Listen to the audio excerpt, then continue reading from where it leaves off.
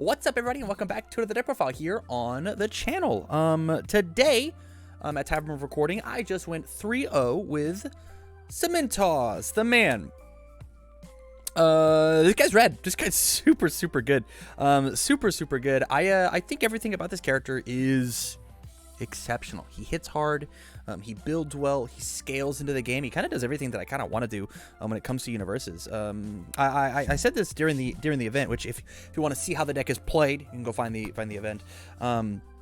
This deck was really exceptionally fun because he feels like he plays the universes card game better than most decks do, right? He's really good at swinging damage. He's good at pumping stats. He gets that progressive hand size, and then he, when you check poorly, he just says, "No, I didn't." He just flips a card and re-readies it. Before we get started, a couple big shout outs. Number one, big shout outs to Justin Birch for giving me the initial idea of the deck. He played this deck. He's been on Cementos since day one. The character got announced, and he instantly came into my chat whenever we did community days and just beat my ass with it. So big shout outs to him for giving me the core. I changed a couple cards to things that I wanted to do, and then we talked about it a little bit, and so I'll give him a bit of feedback there. And then number two, big shout outs to Unfun Stuff, the runners of the event and my sponsor. If you like the deck and you like to see what's going on here, go check out unfunstuff.com. If you like the deck and you decided to check out with it, use code TAMCARD at checkout and you'll get 5% off your order. It helps out the channel and it helps out your wallet, so it's a win-win. So, first off, let's talk about Cementos himself. So, Cementos 531, he says, for every 3 face-down foundations you have, your hand size gets bigger by +1. So, he turns his 5 hand size into 6, into 7, into 8. I never got to 8 hand size, but I have fought against a Cementos who had 9 cards in their hand before. It is possible. And so he does that, as well as all of his moves get bigger. 1 damage for every 2 foundations you have. So as soon as you become a 7 hand size character, every attack is +3 damage. How cool. And then lastly, flip any foundation that you have, ready a face down foundation. And so one of the big things that has come out of the gate when it comes to thinking about how Cementos is run is you just flip over everything as fast as you can, become the biggest hand size that you possibly can be, and then rock it. I personally think that is the wrong way to play the character 90% of the time.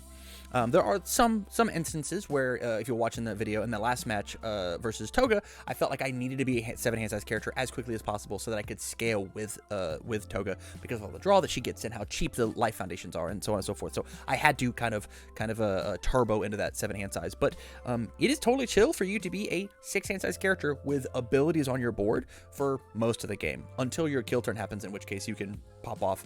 And when you don't, when your opponent does not backswing you because you have 31 health and you're good at blocking, you get to slam 9 extra cards in your hand. You still have a stage.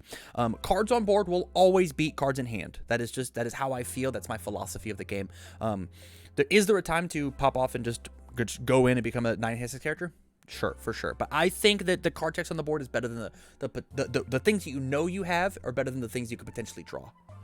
Right, so there it is. So there's number one. So as you're going and watching, I'm not about just slamming on my face down. It's not what I'm about. I want to play a bit more of an honest game and truly scale up to my victory. So there's Cementos. We are playing under the Earth symbol, and so we're playing a lot of really good Earth cards. I want to play. We're playing like a 66 card deck, and we're playing a lot of attacks, like 25 attacks. We'll start off with one of the best attacks in set 2, Back Alley Haymaker. Draw a card, build a card, 9 times out of 10, 9.99 times out of 10. We want to build a 0 diff if possible. We'd have to have an absolutely massive staging area not to, because what this does is not only does it build the card, we have card text that interacts with us building, which we'll talk about later, as well as it says that potentially it's a third of an extra hand size if we can flip it, right? This one does let us build in ready. This is our main momentum out, so we always keep all of our momentum because powerful 2 or EX2, excuse me, on this is really good because we have plus a lot of damage on our board, which only gets bigger because of Back Alley. This card is fantastic. There are a lot of turns where I would start with a Back Alley, and because of the stage that I've built, I'll play Back Alley as my 4th attack. It felt really good, no matter where in the chain that you can find it, both as an opener and as a finisher in this deck because of how big Cementos makes it. The next, and probably the most crucial attack of the event, not necessarily of the deck, but of the day, was Hardened Chop. Every time that I double drew Hardened Chops, I won on that turn. This card is just so potent as soon as you see a 2 of it. If you see 1 of it, if you can, hold it. Just sculpt for the second one. Do your best not to block with it. Blocking with this card feels good because of the 2 mid block, but as soon as you find 2 of this card in this deck, you kill them. Pretty much guaranteed. any amount of defense that they possibly had is over, and as soon as you have all those foundations, Cementos just like makes up for them blocking this outright. This card's nuts. This card's super good, as well as it lets you commit your face down foundations and then rebuild bonus ones off the top back ready. And so this Hardened Chop itself is just another copy of Cementos, but instead of flipping a face up, you destroy a committed face down to build a face down, and it's random off the top of the deck so that you can potentially pick up cool things with your hardened jabs. There was one turn inside of the event that I destroyed with a hardened chop and built a hardened jab. 3 turns later, I found a hardened jab, which means I found a second hardened jab and then a third hardened jab, and I just got to just pop off. This once again is the same idea of chop, of I flip a committed foundation in order to build in a ready. Something I gotta mention with chop. When it comes to chop, you always want to destroy the 0 diff foundations so that you have more things to build back in with Haymaker and with overhead reversal, which we'll talk about next. Just that is important. You have to make sure you know what you're destroying with this. You can't just destroy anything willy-nilly. But yeah, jab is just like a good flow extension card. It essentially says draw an extra card, right? If there was a cool card that you flipped over and you wanted to rebuild, things like a manly passionate guy or something with or apathetic, something with card text, you get the jab and pick that card back up and then build it back down. Card's amazing. Also got a beautiful 1 high block. The next tech we're going to talk about is 4 Overhead Reversal. I think this is probably the character that plays this card the absolute best. It gets absolutely massive with Cementos, and you also build in a 0 diff in Committed, and then you instantly get to use it with Cementos. So you'll build it in Committed and then flip a foundation and then ready a face down. And so you instantly just get to play Overhead Reversal, essentially like an extra copy of Haymaker. This card builds it in face up and ready. This card builds it in face down and ready, but all in all, it's going to end up face down because of how our character works. So this card is just beautiful, as well as it's an off zone throw under the earth symbol, and we stack on damage. This card is beautiful. Don't be afraid to review it though. It was fine late in the game. It was not very good early unless it was indeed building. The next attack that we're going to talk about is 4 Hardened Frenzy. This card is, once again, amazing in Cementos. It just builds in very easily if they decide to full block it. Really great on your kill strings. You get to, if they decide to full block it because they can't take probably 5 high for 5, 5 high for X, because of Cementos, I'll have 6 foundations, and now it's a 5 high for 8. And if they do happen to full block it on a 5 high, it'll build face down. You get to go pick it back up with jab, or it's +1 face down, so all your moves get a little bigger and your hand size gets bigger. This card is fantastic and basically a pseudo throw because they're not really allowed to full block it. Having this card move early is really good for us. Increases our stage, which increases our hand size. It's a great card. Great card. Up next, a bit of a tech piece. We're playing a double instant Shining Flash. Because of our hand size scaling as big as it can, there was something to be said about re-readying our foundations as well as minus difficulty. The biggest thing about this card, it's a 1 low block. This low block slot is really hard. Low blocks are the least represented blocks in our deck, and so we have to make sure that like we don't accidentally die to a string of low attacks, especially because like there's a lot of really good decks that play really potent lows, or the way to turn it to low. I don't think that you should never walk into a tournament and be like, oh, my deck just loses to Cero, right? You should at least have a fighting chance against that character, and this is how you do it. So as well as the response, they discard momentum is really potent right now in the meta, and it does help us turbo on our kill turns. I'll flip a foundation, my next card ignores progressive difficulty. That's better than readying a foundation. I'll flip something that doesn't matter and then keep popping off. This card's great. Card feels really, really good. You could add it up to a 3 of if you really, really wanted to, but I'm enjoying it where it's at the 2 of currently. You maybe like sideboard 1 if for momentum heavy decks and like take out one of the frenzies, but I don't make sideboards for these events. And the last attack that I'm playing, the card that I wish I saw more of, and that is Naval Laser Beam. 2 mid-block, Breaker 2. Let me unflip my foundations by using my momentum. I said this is my main momentum out. This is technically the other one, but I never get to use it. Card is amazing. It is a 5 mid minimum for 6 plus whatever Cementos can toss onto it, and it gets itself 2 damage if you really want to, but normally it's better to flip your foundations to re-ready things as opposed to giving something +2 damage. We're good on the damage, unless it's going to kill them, right? But honestly, the reason we're playing this, 2 mid-block Breaker, there's definitely a 4th in the sideboard if you can fit it. You can take out one of the other 5 diffs for it. Honestly, I don't know which one, but it happens. But yeah, there's the attack lineup. Yeah, we're playing a string of attacks. Like we're playing quite a few. But the important thing about it, and like the thing you have to think about is like all of these attacks rebuild in foundations. So not these attacks don't just say attack; they say literally all of these cards say the word build on them. This one builds face down. This one builds a 0. This one builds off the top. This one builds off the top. This one builds out of the discard pile. Beautiful. And so like we are as a 5-hand size character, not only are we slinging these attacks, and they're very big from Cementos, we're keeping up with the build, which is the big thing that the 5-handers need. They either need to draw cards or keep building in order to stay relevant inside of the game. And so there's the attacks. On the actions, we're playing for Ready, Get, Set, Go. Amazing. Whenever we go first, we want to be on the board because we want to have the option to flip as many foundations as possible. Our potency depends on the size of our stage. At least one time in all of the matches that I played today, in every match that I played, all 3 matches, I got to see one of this in my hand. In the last match, I saw 2 in both games, one in each game, but my opponent did not build the 4. So let me trigger it. But every time that I did build the extra, I felt very safe continuing to build out because I knew that the next turn I would keep the trend rolling. This card's great. You probably sided out going first, but I did not feel that pressure today. It is a risky card to play. It's definitely high risk, high reward, because if you do win the die roll, you do decide to go first, and you draw 2 of these in your hand, you have to shuffle the hand back. You're not allowed to keep it. And so it feels fine. Does not feel amazing. We never want to see it going first, ever. And we never want to see it afterwards. We want to check them. Or hold them as a block, I guess. On to the foundations. So the way that I lay out my foundations, I do them by their job: aggro, defense, flow, disruption. And so first I want to talk about the aggro cards, and that is for Tight-Lipped. This is the probably second best foundation in the game. It is just a copy of Cementos, and this is how we get to go turbo on this turn 2 to try and become that 9-hand size character if we so choose. Once again, 9 times out of 10, you don't want to do that. Flip any foundation you wish on your stage, ready or committed. Your tech gets +1 damage. That essentially says enhance, flip a foundation, your tech gets 1.1 damage because that is half the cost of Cementos's +1 damage as well. And so this card feels very, very good, and it is a 0 diff for us to be built in with either a Haymaker or the reversal. And so this card is primo target for slamming into our stage. The next big offensive card that we're playing is Homage to My Hero.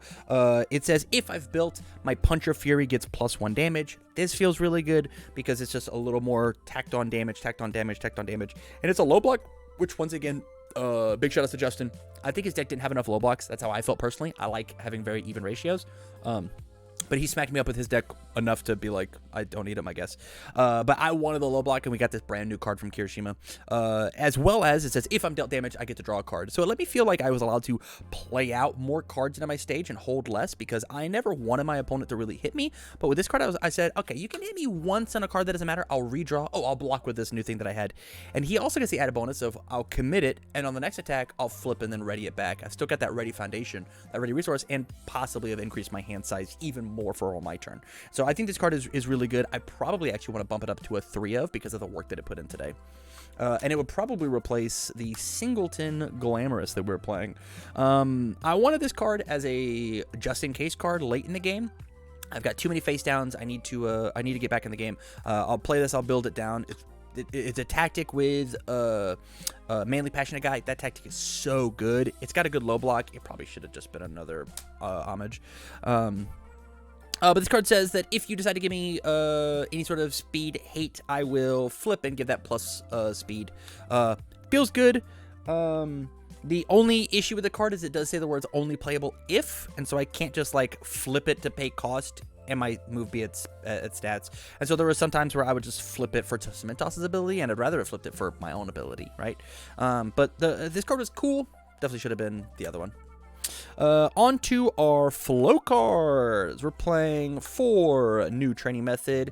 This card is correct in our deck because it says flip commit, and then with Cementos we flip a different one and then ready our face down. So we get a ton of value out of it, as well as it tactically with the ready, get, set, go, being able to build in 2, including a New Training Method, build in an extra, redraw my entire hand. It's possible to have like 2 of this, 2 foundations, and then ready, get, set, go, and then you just build out all 4 cards out of your hand. and you're just like, oh yeah, I'll draw 6 because I went second. All right. I have an entire board ready, and I'm popping off. This card feels fantastic. It's super good, to the point where it's so good I was winning games and I was not even using this card optimally. Truly, yeah, card's great. Next defensive card we've got, or I guess flow card really, is a Manly Passionate Guy. This card is, I put in the flow category as opposed to the defense category because it lets you build on block. So whenever you pick things up with New Training Method or with Homage to My Hero, you get to flip this foundation and build it in, which is a third of our +1 hand size. This card feels great. I always want to slam it down on the board if possible. It's good. It's a super fun deck, or fun card to play. You can't play it at a 3 of. It's got to be the 4 the whole time. Up next, flow-wise, we're playing double Internship at Best Genus. The only reason this card is considered a flow card is because of this number here. The Earth response is fine, but like you're being a little disruptive to them. They get to pick, but it's only a 2 of because like the card's very blank. The best thing that it can do is be built in. This is probably the primo target with the overhead reversal to build this guy in committed flip and then re-ready. This card, it's the best option because I want this card face down. I want it super face down. Up next, we're playing Forcing Surrender as my last big flow card. Face shield is all over the place in the meta, and so being able to flip this and clear the face shield's really good. I cannot use the response on this card, but this card is also plus 1/3 hand size whenever I wish. Enhance flip, discard a non. I can just do that on any enhance I want to because it does not say the words play ball committed. And in this game, as long as you can pay cost, which is enhance flip : you can play the ability. It's also just a 1/5/2 low block, which beautiful low block. There's no reason to not play any less. This card's good. On to our defense, playing triple face shield. Face shield's good. It's probably the 4th in the sideboard. I know. I want to say Justin was playing 4 of this, and I cut it down to a 3. This card's good. This card's not needed. My big game plan with Cementos a lot of the time was I'm going to build out as big as I can or as big as I need to, hold a couple attacks to sculpt with, and have a singleton block in my hand to attempt to keep my life total, my health as high as it can be. I also didn't mind building this card. Truly, on turn 1, I think I built this card maybe twice in the event. You just build it, and then what do? You commit it, you flip it, you ready it with Cementos. Feel great about it. There has been the idea of playing the other the attack inside of Cementos. I saw that in chat today. I think the card's bad, not just necessarily in this character, but in general. And so, especially in this character that gives like too much damage for its ability to be live, it's just a throw, and we just don't need it. Next defensive piece, we're playing for Resistance. This is a big add-in from me versus Justin.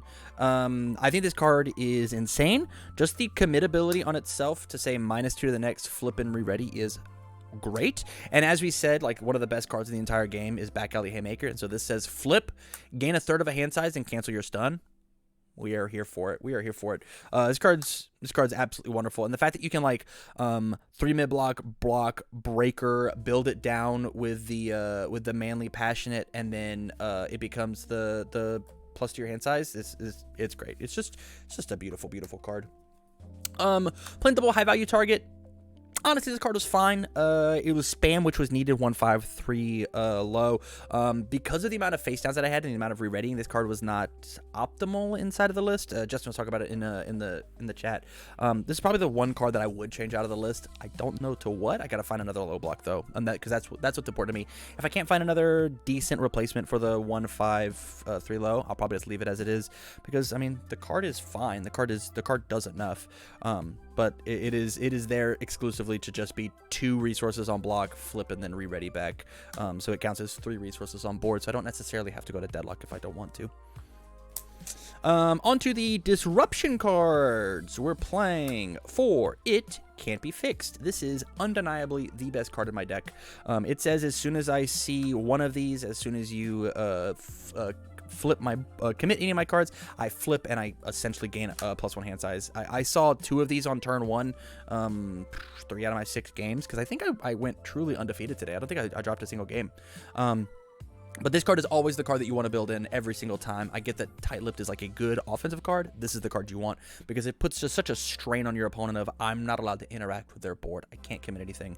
And so like you always want to, it also gives you like beautiful face downs so that when you destroy them with Hardened Chop, they instantly go back to your discard pile and then you can build them back in with the Haymakers. So it's like a bit of a recycling engine that I think is really, really cool there. And then the last card in the deck is Triple Apathetic.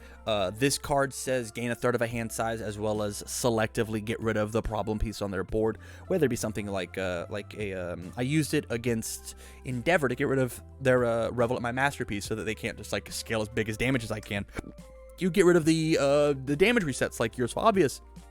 You get rid of the pieces that matter. Excited for Bloods versus Toga. Like this was really, really important to play just so that I can try and get rid of the good ones, you know. And that's it.